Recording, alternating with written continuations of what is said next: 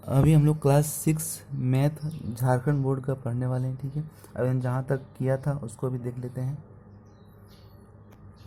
हमने अभी संख्या रेखा पढ़ रहा था। ठीक है, और इसी में से ये आगे बढ़ते हुए मैं ये प्रयास कीजिए वाला टॉपिक इसमें यहाँ पर क्वेश्चन नंबर 1 सॉल्व किया था। क्वेश्चन नंबर 1 हो गया था। अब प्रश्न संख्या 2 अब देखेंगे। ठीक है, 2, 3 और 4 देखेंगे इसको कैसे होगा। अब देखिए, हमने प्रयास कीजिए इसका। क्वेश्चन नंबर 1 सॉल्व कर लिया था। अब 2 देखते हैं इसमें क्या है। 32, 18 और 25 में से कौन सी संख्या रेखा पर सबसे बाईं और कौन सी संख्या सबसे दाईं और स्थित होगी, वही संख्या रेखा बना करके देखना है। चलिए एक संख्या रेखा बनाते हैं।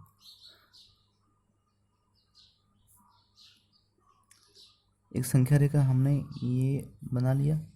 ठीक है, चलिए हम यहाँ पर 1 से शुरू करते हैं। 1, क्योंकि 32 और 18 25 मतलब सबसे छोटा और सबसे बड़ा उस हिसाब से मतलब देखना है। ठीक है, तो सबसे छोटा क्या है 18, तो 18 यहाँ लिखेंगे। 1 से ही शुरू कर सकते हैं, लेकिन जिस तरह से दिया हुआ उसी तरह से हम सॉल्व करेंगे, नहीं तो बहुत बड़ा ये संख्या रेखा बन जाएगा। ठीक है, इसलिए हम 18 शुरू करते हैं। 18 यहाँ पे होगा, फिर ये 19, ये फिर आगे बढ़ते बढ़ते इसके बाद क्या आएगा 18 के बाद 19, फिर यहाँ ले आते हैं। यहाँ 25 है, तो यहाँ 25 ले आते हैं। 25 के बाद ही तो क्या हमारा आएगा 32 आएगा। ठीक है, तो इस तरह से ये आगे बढ़ते जाएगा। यहाँ 30 ले आते हैं। ठीक है, फिर 31, फिर ये 32। ठीक है, 18, 19, 20, 21, 22 से लेके 25, 26, 27, 28, 29, 30, 31, 32। ठीक है, हम इससे आगे जा सकते हैं, क्या दिक्कत है, लेकिन हमारा काम 32 तक ही है और 18 तक ही है। ठीक है, तो बोला संख्या रेखा में कौन सी सबसे दाईं, तो सबसे दाईं हमारे सबसे दाईं इन सब में से 32, 18, 25 में से, तो इसमें से 32 सबसे दाईं ओर लग रहा है। ये क्या है, सबसे दाईं ओर है। इसको क्या कहते हैं, ये दाईं ओर है, और ये साइड जो रहता है इसको क्या बोलते हैं, बाईं ओर। ठीक है, ये दाईं और ये बाईं, तो सबसे बाईं में 18 है और सबसे दाईं में 32 है। तो वही कह रहा है कौन सी सबसे दाईं और सबसे दाईं ओर स्थित है और कौन सा सबसे बाईं ओर स्थित है। जो सबसे दाईं में 32 स्थित है, सबसे बाएं में 18 स्थित है। बस वही कह रहा है, उस संख्या रेखा बना करके देखना है। तो हमने संख्या रेखा बना दिया है। ठीक है, देखिए फिर नेक्स्ट क्वेश्चन है यहाँ पे। संख्या रेखा पर 8 के परवर्ती और 5 के पूर्ववर्ती संख्या को दर्शाइए। संख्या रेखा आपने परवर्ती और पूर्ववर्ती संख्या पहले पढ़ा होगा। ठीक है, मैंने भी पढ़ा है इसके पीछे 3-4 क्लास में। परवर्ती सीधा +1 कर देना है, और पूर्ववर्ती मैंने बताया था, पूर्व का मतलब पहले। ठीक है, पहले का मतलब -1 करना है। सबसे आसान ट्रिक यही है। ठीक है, अब देखते हैं संख्या रेखा बनाते हैं। एक संख्या रेखा है ये। अब यहाँ बोल रहा है संख्या रेखा 8 और 5, ये 8 है और ये 5 के 8 का परवर्ती और 5 का पूर्ववर्ती संख्या को दर्शाना है। ठीक है, तो देख लेते हैं।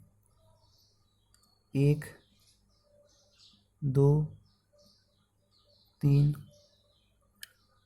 4, 5, 6, 7, 8। ये इससे आगे भी जाएगा, लेकिन हमको केवल 5 और 8 से ही मतलब है, बाकी से क्या मतलब है। ठीक है, अब बोल रहा है 8 के परवर्ती, मतलब 8 परवर्ती मतलब क्या, +1, तो मतलब ये और आगे जा सकता है। ठीक है, यहाँ पर 1 पॉइंट देते हैं 9।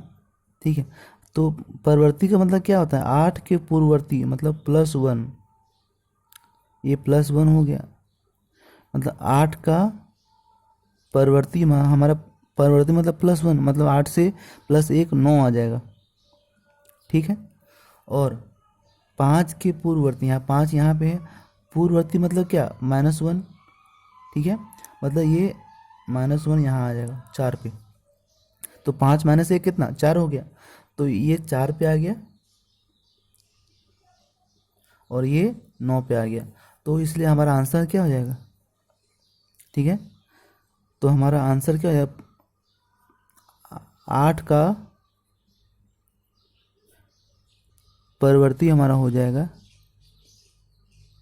8 का परवर्ती 9 और 5 का पूर्ववर्ती कितना, 4। ये तो हमको ऐसे ही पता है कि पूर्व पूर्व परवर्ती +1 और परवर्ती सॉरी पूर्ववर्ती -1, ठीक है। तो इसको हम ऐसे भी लिख सकते हैं, लेकिन इसको संख्या रेखा के हिसाब से बनाना था, इसलिए हमको संख्या रेखा बनाना पड़ा, ठीक है। यहाँ पूछा गया संख्या रेखा, ठीक है, तो संख्या रेखा बना करके हमने ये दर्शा दिया, ठीक है। अब क्वेश्चन नंबर 4 देखते हैं कि 607 और 670 में से कौन सी संख्या संख्या रेखा के बाईं ओर स्थित है,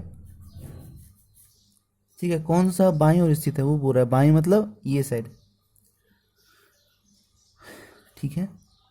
तो 607 और 670 ये दो संख्या से ही हमको मतलब रखना है, ठीक है। तो संख्या रेखा हमको बनाना है, संख्या रेखा हम ये बना रहे हैं, ठीक है। देखो ये 607 यहाँ लिखते हैं, ठीक है, क्योंकि 607 सबसे पहले ही होगा। फिर यहाँ लिखेंगे 608 609, ये ऐसा कर कर कि ये आगे अगर जाएगा, इसको हम ये पूरा तो यहाँ नहीं दर्शा सकते हैं, क्योंकि 607 कितना और 670 दोनों के बीच गैप बहुत ज़्यादा है, ठीक है। इसलिए हम इसको डॉट डॉट करके दर्शा सकते हैं कि बीच में और भी बहुत सी सारी संख्या होगी। तो इस तरह से हम 600 कितना तक जाएंगे, 600 669 तक जाएंगे, फिर 670, ठीक है। मतलब देखो दोनों के बीच जो गैप रहता है ना, गैप समान रहेगा। हम यहाँ गैप समान, ये गैप शायद समान नहीं दिख रहा हो, लेकिन एक्चुअल में ये समान ही है, ठीक है, समान ही है। ये नियम यही है कि दोनों के बीच, दो संख्या के बीच का जो संख्या रेखा होता है ना, उसमें जो दो के बीच का लाइन होता है वो समान होता है, ठीक है। दो के बीच का जो गैप होता है वो समान हो जाएगा, ठीक है। तो ये वैसे भी दिख रहा है कि प्लस सभी प्लस में है, प्लस में है, तो प्लस में जो लेफ्ट रहता है वो छोटा रहता है, और जो साइड रहता है राइट राइट रहता है, मतलब दाएं साइड रहता है, वो बड़ा होता है। तो ये हमारा संख्या रेखा में कौन सी संख्या संख्या रेखा के बाईं ओर स्थित है, तो बाईं हमारा ये हो गया, ठीक है। तो बाईं बाईं ओर क्या हो गया, 607, और दाईं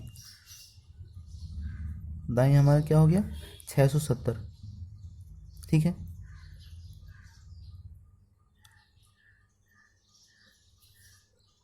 ठीक है, इस चीज़ को आप अच्छे से समझ चुके होंगे। चलिए अब हम नेक्स्ट टॉपिक देखते हैं कि संख्या रेखा पर पूर्ण संख्याओं का योग, इसको किस तरह से समझेंगे। पूर्ण संख्याओं का योग, ठीक है। जैसे हम कोई संख्या लिखते हैं 3 + 2, इसको क्या लिखते हैं, 5 लिखते हैं ना। लेकिन इसको एक संख्या रेखा के तौर पर बताना है कि इसको किस तरह से होगा, ठीक है। तो हम देखते हैं, संख्या रेखा बनाते हैं, और पूर्ण संख्या बोल रहा है, मतलब जो 0 से शुरू होकर के अनंत तक जाती हो, ठीक है। तो हम संख्या रेखा बनाते हैं। चलिए हम स्केल की मदद से लाइन खींचते हैं, ठीक है।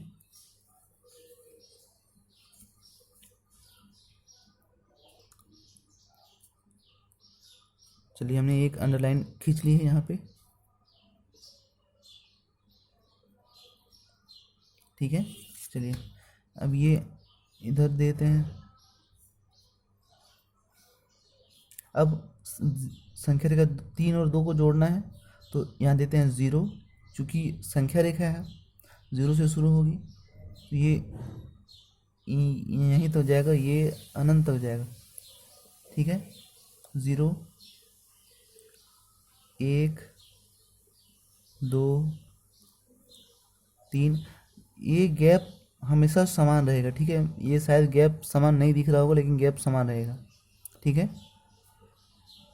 ये गैप समान रहेगा हमेशा। ठीक है, 3, 4, 5, 6। ठीक है, चलिए ये 6 लिख दिया।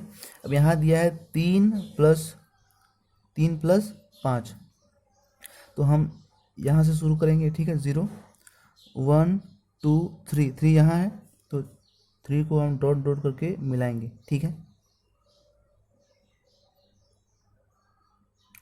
3 यहाँ पे हम आ गए, 1, 2, 3 आ गए। फिर यहाँ +2 है, मतलब और आगे जाना है। ठीक है, +2, 1, 2, फिर यहाँ से और 2 आ गए, इतना आ गए हम। ठीक है,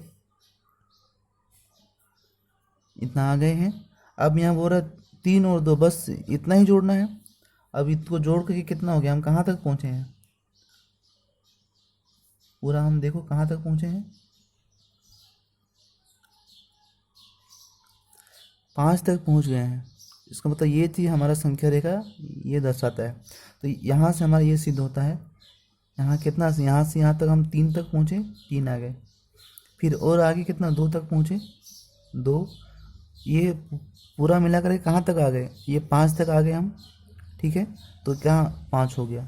तो ये हो गया पूर्ण संख्याओं का योग। एक और संख्या लेते हैं। ठीक है, चलिए हमने एक और क्वेश्चन ले लिए हैं। यहाँ 5 और 3 है, इसको संख्या रेखा के तौर पर कितना होगा। ठीक है, हमको तो पता है 5 और 3 8 होता है, लेकिन अभी हम 8 लिखेंगे नहीं, संख्या रेखा से बनाना है कि कैसे होगा। ठीक है, पहले 5 है तो हम 0 से शुरू करके 1, 2, 3, 4, 5 यहाँ तक हम पहले पहुँचेंगे।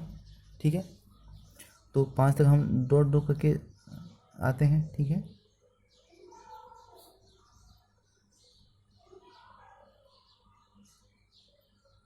पाँच तक हमने डॉट डॉट मिला लिया है। ठीक है, फिर क्या है, +3, मतलब प्लस है, मतलब और आगे जाना है। ठीक है, अभी माइनस वाला भी बताएंगे, पहले प्लस वाला देख लो। ठीक है, सब आसान ही है।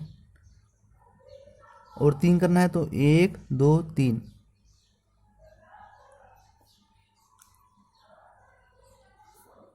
ये प्लस वो साइड क्यों हो रहा है, इसीलिए क्योंकि ये 0 है। 0 के जो राइट साइड जितना भी रहेगा ना, सभी प्लस में है। ठीक है, सब प्लस में रहेगा,